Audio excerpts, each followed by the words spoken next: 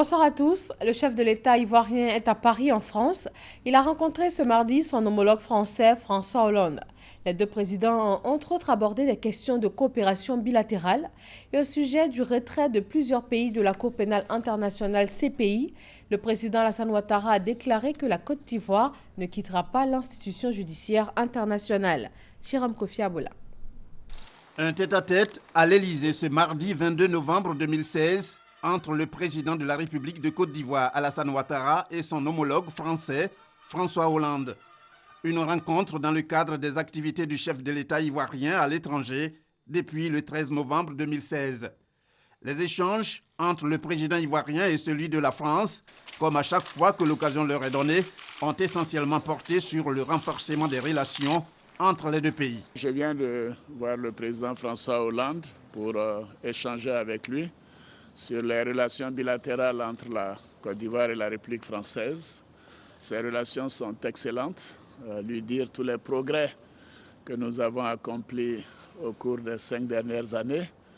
Et également, nous avons parlé de la région ouest-africaine, la lutte contre le terrorisme, la situation du continent et bien sûr les relations internationales. Nous avons eu un très bon échange. Je suis très heureux de cette visite et je voudrais à nouveau remercier le président de tout le soutien qu'il nous apporte.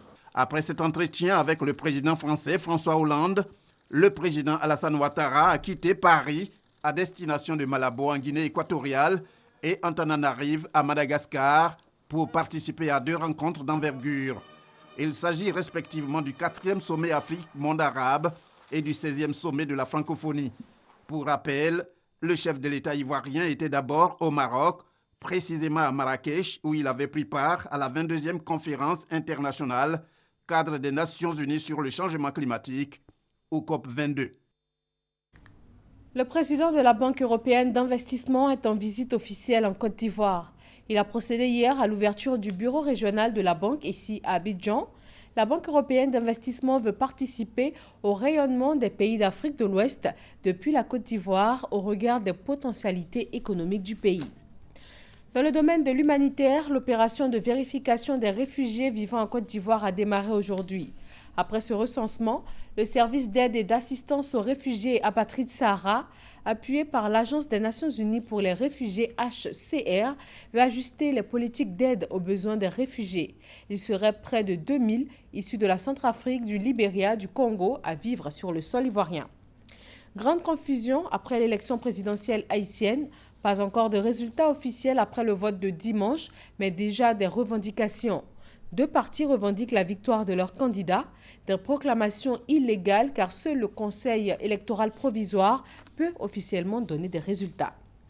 Le président américain dernièrement élu, Donald Trump, dévoile les priorités sur les 100 premiers jours de son mandat. Certains sujets largement débattus pendant les campagnes n'en font pas partie, notamment la construction d'un mur à la frontière avec le Mexique, le système de santé Obamacare ou encore l'expulsion des sans-papiers. La principale annonce de Donald Trump a été son intention de se retirer du traité transpacifique.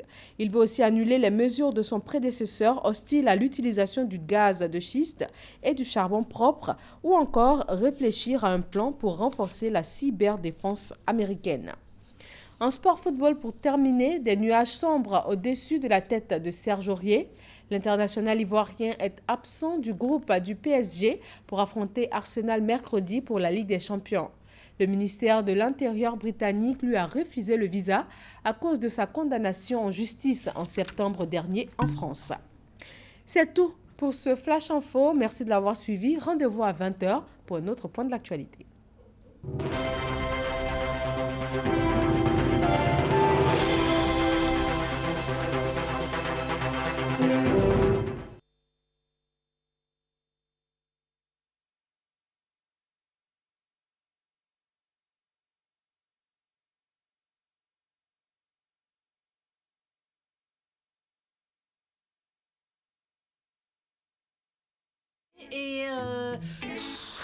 Je vais jamais y arriver.